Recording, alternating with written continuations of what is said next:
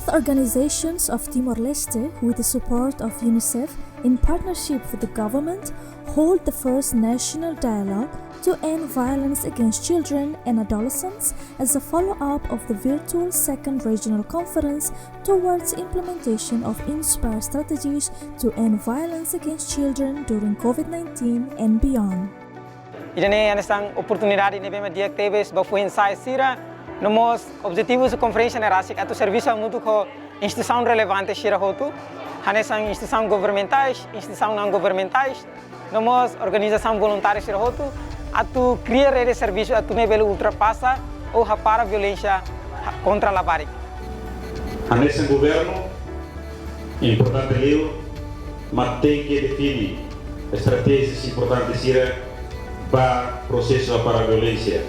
contra a barriga. Domestic violence against children had increased during the COVID-19, and one municipality reported that the violence against children increased by 40%. How bela aprende husi conferência ne maka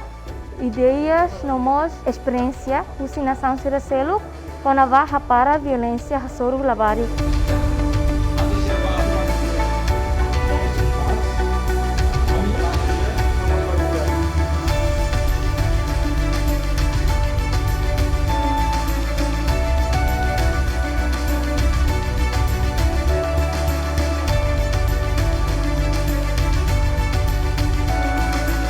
Nós ia sessão plenária vai apresentação minha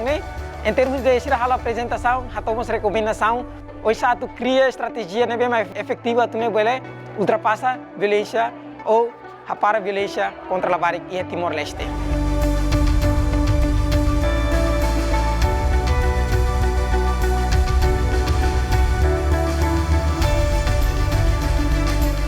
Nia resultado nem bem dia que teves é tam participação husi entidades governo nem bem diferente husi procurador geral secretário de Estado de Juventude e Desporto Ministério de Solidariedade Social e Inclusão nós e a Polícia Nacional de Timor-Leste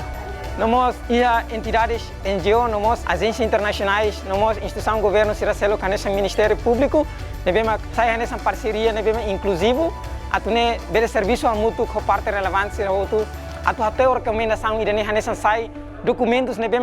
apropriado documentos ne bem essencial atu fanum parte relevante sira hotu atu bel luta mútuo para a violência contra a barriga Timor-Leste.